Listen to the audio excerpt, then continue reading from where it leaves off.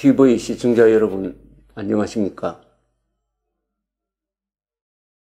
어제는 박정희 대통령 탄생 100주년 기념 우표를 만들기로 우정사업본부에서 결정을 했다가 몇 사람들이 항의를 하니까 이것을 전면 재검토하는 것의 부당성을 말씀드렸습니다. 쉽게 말하면 김대중 기념 우표는 되고 박정희 기념 우표는 안 된다. 이게 말이 되느냐? 어떻게 역사적 인물에 대해서 우리 민족에 크나큰 은혜를 끼친 역사적 인물에 대해서 우대에서 하는 사람들이 이렇게 배은망덕할 수 있느냐 하는 점을 말씀드렸습니다. 내친 김에 우리 민족사의 가장 위대한 인물은 누구냐 하는 것을 한번 생각해 보기로 하겠습니다. 그렇게 해야 한국에서 욕을 먹고 있는 이승만, 박정희 두 사람이 어느 정도 위치에 있는지를 알 수 있지 않겠습니까? 저는 결론적으로 이야기하면 우리 민족사 2000년에 위대한 인물 10명을 꼽는다면 그 안에 반드시 들어가야 될 사람이 이승만 대통령, 건국 대통령, 박정희 근대화 대통령입니다. 그 이유는 대한민국은 국민국가입니다. 우리 역사상 최초로 만들어진 국민국가입니다. 국민국가라는 것은 선거를 통해서 국민들이 정부를 선택을 하고 헌법에 보장된 권한을 누린다. 국민이 백성이 아니라 국가의 주인이다. 주권을 가진 존재다. 그것이 바로 국민국가입니다. 최초의 국민국가를 만든 이승만 대통령, 그리고 그 국민국가가 제대로 기능할 수 있도록 경제적 뒷받침을 하고 제도를 만든 박정희 대통령 두 사람이야말로 우리 민족사의 가장 위대한 분의 반열에 들어갑니다. 10분 중에 반드시 두 사람은 들어가야 됩니다. 또 그 두 분이 만든 대한민국이 우리 역사상 통일신라를 제외하고는 국제적 위상이 가장 높습니다. 지금 우리 민족사의 두 번째 황금기를 우리는 지금 살고 있습니다. 비록 분단 상태이지만 첫 번째 황금기는 신라가 삼국 통일한 이후 한 200여 년 동안 신라가 세계의 인류국가였습니다.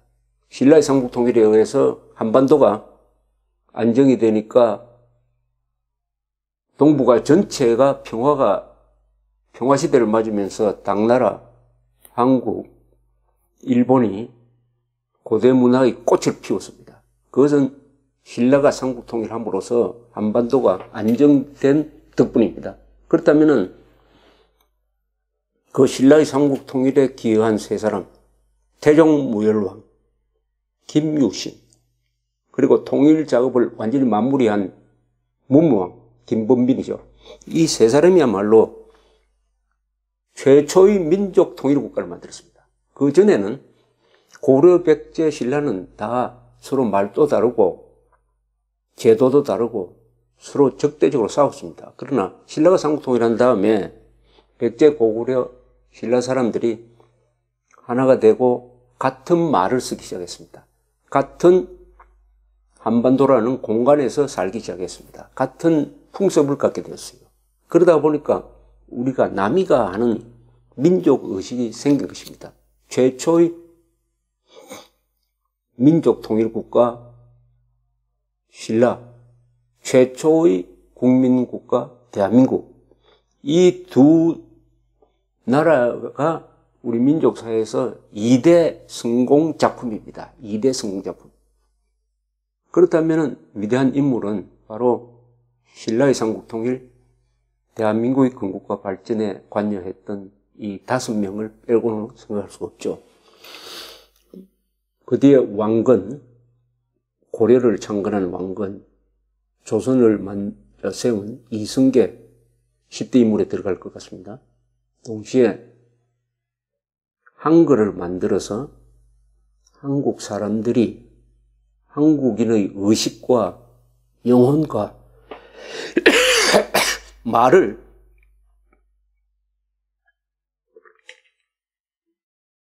정확하게 적도록 하도록 해서 이 한국어를 발전시킨 토대를 만들므로써 우리가 한자를 쓰면서 중국 사람한테 영혼을 빼앗기지 않고 독자적 정체성을 가져갈 수 있도록 만든 세종대왕.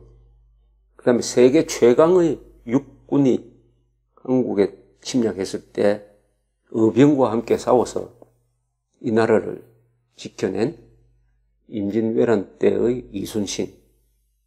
그렇게 들어가겠죠. 그러면 한 10명 정도 된 대장일까 생각합니다. 자, 이렇게 위대한 인물인 이승만, 박정희 동상을 제대로 우리가 세우지 못하고 기념우표, 기념관도 제대로 대우해 주지 않는다고 한다면은 이것은 우리 역사에 대한 자학적 자학입니다. 우리 역사적 인물 같으면 좀 부족한 점이 있더라도 교육을 위해서도 약간 미화를 해가지고 근사하게 만들어서 가르쳐야 되는 게 원칙 아닙니까? 그러나 위대한 인물을 굳이 폄하해가지고 위대한 인물을 굳이 독재자처럼 만들어가서 일부러 만들어서 복을 받을 일이 있겠습니까? 있는 그대로 보자 이겁니다. 미화도 하지 말고 폄하도 하지 말고 있는 그대로 보면은 이승만, 박정희는 20세기의 가장 위대한 지도자 12명 안에 들어갑니다. 이걸 과장이라고 생각하시는 분은 한번 들어보십시오. 20세기의 가장 위대한 인물을 한번 꼽아보기로 하겠습니다. 그럼 기준을 하나 세워야 됩니다. 첫째, 그 지도자들이 다스린 나라가 현재도 잘 되는 나라라야 한다. 그것은 그 지도자가 유산을 크게 남겼다는 뜻이죠. 제도적 유산이든지 물질적 유산이든지. 그러니까 현재 잘 되는 나라의 지도자를 뽑아야 한다. 두 번째는 이렇습니다. 두 번째는 큰 나라를 한다. 큰 나라. 역시 작은 나라보다는 큰 나라를 다스리기가 어려운 것입니다. 큰 나라. 그리고 지금도 잘 되는 나라. 그 다음에 민주적 나라라야 된다. 자유로운 나라라야 된다.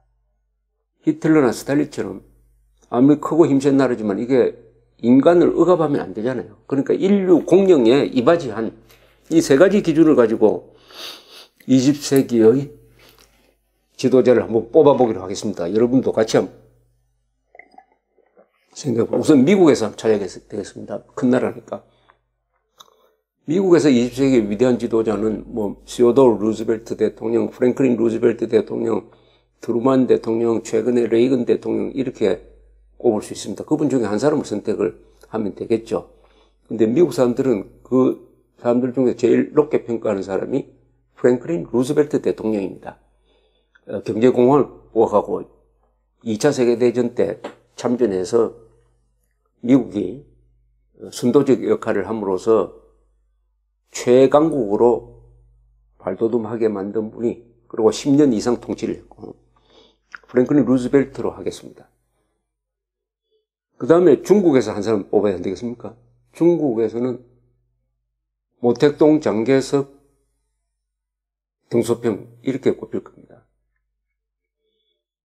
장개석은 중국 본토를 잃었고 모택동은 너무나 많은 사람을 죽였으니까 등소평으로 가야 안 될까요? 등소평.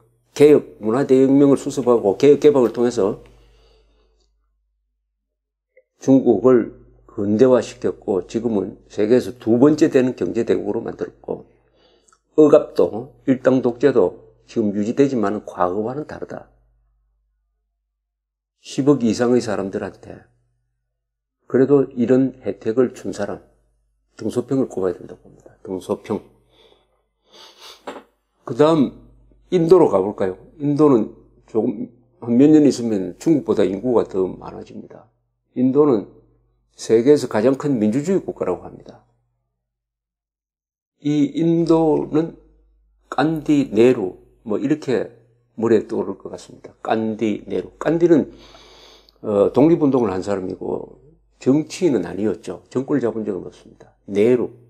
네루는 정권을 잡고 다소 사회주의적인 방향의 외교 노선을 취했지만은 근본적으로 인도의 민주주의 제도를 발전시켰으니까 네루로 꼽아야 된다고 생각합니다. 네루. 그 다음에 일본에서는 뭐냐?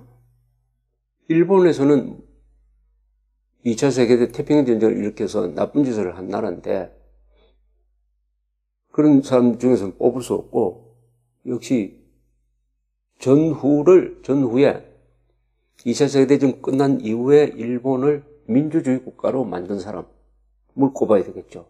그 사람은 요시다 시게루입니다. 요시다 시게루 수상. 이 오늘날 일본 민주주의의 바탕을 만들었습니다. 물론 메가드가 적극적으로 요시다 시게루를 뒷받침했습니다. 그 다음 독일입니다. 독일은 히틀러 2차 세계대전, 윌헬름 2세가 1차 세계대전을 일으키고 해서 인류에 참 파멸적 재앙을 불러온 나라입니다.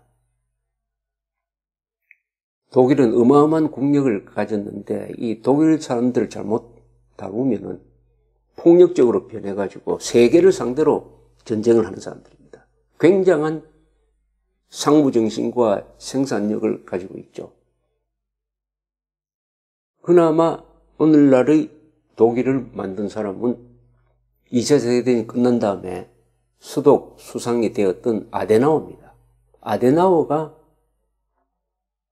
독일을 민주주의 국가로 만들고 서방과 함께 가는 국가로 만들고 동시에 프랑스의 드골과 함께 유럽이 앞으로 한 덩어리가 돼야 된다. 오늘날 EU 같은 유럽 연합과 같은 그런 거대한 비전을 가지고 프랑스와 화해하면서 오늘날의 유럽을 꿈꾸었던 비전을 가졌던 지도자고 이분은 또 철저한 반공 기독교주의자였습니다. 그리고 통일은 서독이 힘을 길러서 하는 것이다 해서 통일 문제를 상당히 실용적으로 접근을 해서 결국 1990년에 서독이 동독을 흡수 통일할 수 있었던 기반을 만든 사람입니다. 아데나워입니다. 불란서는 뭐 두말할 필요 없이 드골이죠. 드골은 불란서를 두 번 구했습니다. 독일에 항복한 그 프랑스를 떠나서 영국에서 자유프랑스군 그리고 망명정부를 만들어서 독일군과 싸우고 연합군의 도움을 받아서 나중에 성전국이 되고 그 다음에 은퇴했다가 알제리 독립 문제로 나라가 어지러워지니까 다시 컴백해가지고 불란서의 정치 제도를 대통령 중심제로 바꾸고 과학을 정진시키고 하는 이런 일을 한 사람입니다. 또 핵개발을 하고 두 번 불란서를 구한 드골, 그다음 영국은 처칠입니다. 처칠. 2차 세계대전 가장 어려웠을 때 유럽이 독일 수중에 넘어갔을 때 끝까지 그 히틀러와 버티었던 처칠. 자, 이 정도 하면 또 되겠습니까? 또 한 사람 찾아봐야죠. 그럼 남미에는 없을까? 이렇게 찾아보게 됩니다. 남미에도 누가 한 사람 지도자를 찾아야 될 텐데. 근데 남미에는 참, 남미 전체가 여러 가지로 지난 20세기에 혼란도 많고, 그 부유한 환경, 물자도 많고, 자연 환경도 그렇게 좋은데, 남미에서는 훌륭한 지도자가 나오지 못했습니다. 그러다 보니까 쿠데타가 나고, 혁명이 나고, 내란이 나고 해서 지금도 남미 전체가 잘 되는 나라라고는 볼 수 없으니까 남미에서 한 사람의 세계적 지도자를 찾기는 매우 어렵습니다. 그렇다고 피노체를 뽑을 수는 없는 거 아닙니까? 칠레가 가장 잘 나가는 나라인데 또 피노체의 경제 발전이나 복지 개혁 같은 좋은 것도 있지만은 집권 과정에서 너무 많은 사람을 죽였으니까 남미는 막 없는 걸로 해야 되겠습니다.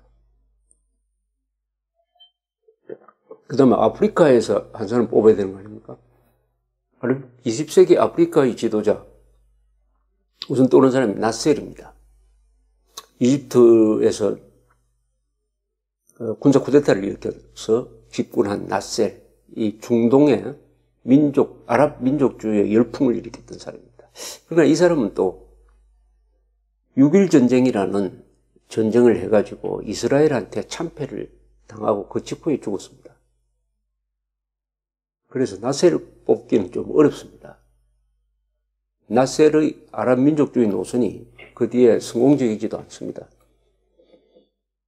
그러면 남아공에 흑인 인권 운동을 하다가 감옥에서 수십 년 있다가 나와서 결국은 흑인이 남아공의 주인이 되고 집권하도록 만든 만델라, 그리고 정치적 보복도 거의 하지 않았던 이 만델라의 화해 정신, 만델라를 아프리카 대표로 뽑는 게 옳다고 생각합니다.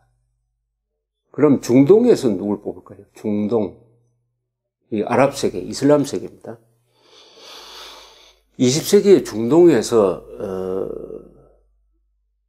큰 나라에서 한번 뽑아야 되겠죠. 그렇다고 이란에서의 호메이니를 뽑을 수 없는 거 아닙니까?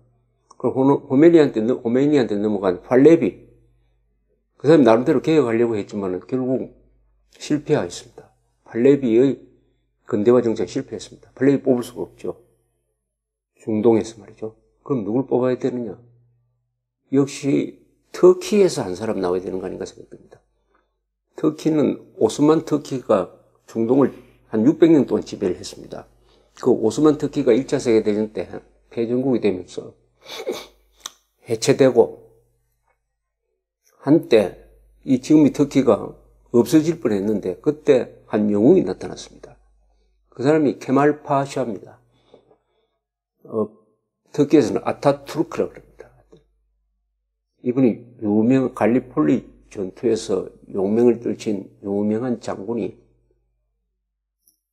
1차 세계대전 이후에 오스만 터키가 해체될 때 지금 터키 사람들을 모아가지고 오늘날의 터키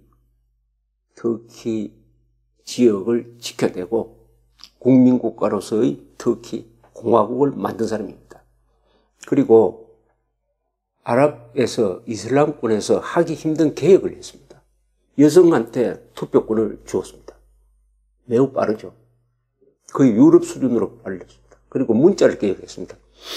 아랍 문자를 보게하고 알파벳으로 쓰게 되었습니다. 무엇보다도 이슬람이 정치에 관여해서는 안 된다. 종교와 정치를 분리를 했습니다. 정교 분리.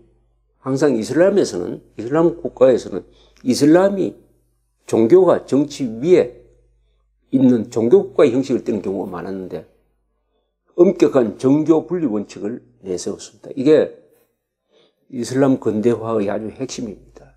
물론 그 뒤에 여러 가지 난항이 많고 터키에서 쿠데타도 여러 번 일어나고 지금 에르도안 대통령이 나와가지고 군대의 힘을 매우 약화시키면서 앞으로 터키가 과연 어떤 식으로 발전할까 하는 게 불투명해졌습니다.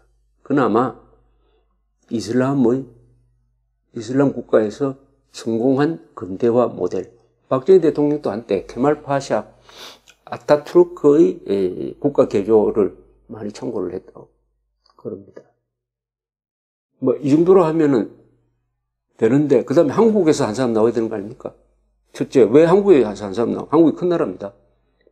인구가 5천만 이상이고 1인당 국민소득이 3만 달러 이상인 나라 중에서 민주주의를 하는 나라는 7나라입니다.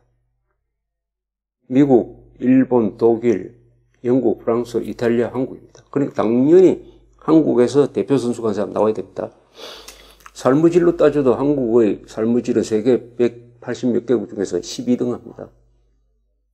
나와야죠. 그럼 누굽니까? 역대 대통령 중에서 한 사람 뽑을 수밖에 없는 거 아닙니까? 그렇다면 이승만 아니면 박정희죠. 이승만 아니면 박정희. 자, 그러면 지금까지 뽑았던 사람을 한번 합산을 해봅시다.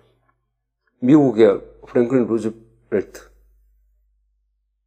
그 다음에 중국의 등소평, 인도의 네루, 일본의 요시다, 독일의 아데나우, 프랑스의 드골, 영국의 처칠,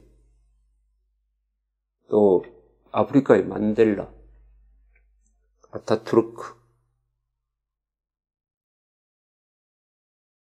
중에 박정희, 이승만이 들어가야 된다. 여기 하나 빠뜨린 게 있습니다. 소련입니다. 러시아입니다. 러시아에서 한 사람 뽑을 수 있느냐 없느냐입니다. 레닌이나 스탈린은 안 되잖아요. 그러나 러시아에서 저는 한 사람, 20세기의 위대한 지도자 한 사람 뽑아야 된다고 생각합니다. 그 사람은 고르바초프죠. 고르바초프. 개혁, 개방을 통해서, 페레스트로이카를 통해서 피로 집권한, 피로 권력을 잡은 이 공산주의 체제를 자기 손으로 해체를 했습니다. 피로서 집권하고 수천만 명을 죽였지만은 소련이 해체될 때는 피를 흘린 사람이 거의 없습니다. 그것은 고르바초프라는 아주 착한 지도자가 나온 덕분입니다. 그러나 고르바초프는 자기는 실패했습니다. 결국 나중에 소련이 다 해체돼 버리고 권력도 열친한테 넘겨버렸습니다. 그러나 인류가 감사해야 될 사람이죠. 고르바초프가 있었으므로 1989년에 동구 공산권 붕괴가 루마니아를 빼고는 피를 흘리지 않고 이루어졌던 것입니다. 그때 소련군을 보내가지고 진압하고 하는 그런 짓을 하지 않았습니다. 고르바초프라고 봐야 될 것 같습니다. 그럼 고르바초프까지 넣으면은 당연히 이승만, 박정희는 세계 12대 인물에 들어갑니다. 12대. 이것이 결코 주관적으로 이승만, 박정희를 좋아하는 입장에서 편파적으로 선정한 것은 아니라는 점을 말씀드립니다. 처음부터 제가 기준을 말씀드렸습니다. 지금 나라가 성공한 나라라야 된다. 두 번째는 큰 나라의 지도자여야 한다. 세 번째는 그 사람들이 인류 공영을 위해서 노력한 사람이라야 된다. 여기 조건에 이승만, 박정희 다 들어갑니다. 이승만 대통령은 6.25 때 전쟁 지도자로서 공산 침략을 막아냄으로써 대만을 살리고 일본이 경제 부흥하도록 하고 수도기 재무장하고 나토가 군사 동맹체제로 가고 미국이 소련을 상대로 본격적인 군비 경쟁을 통해서 냉전에서 이길 수 있는 출발점을 만든 사람입니다.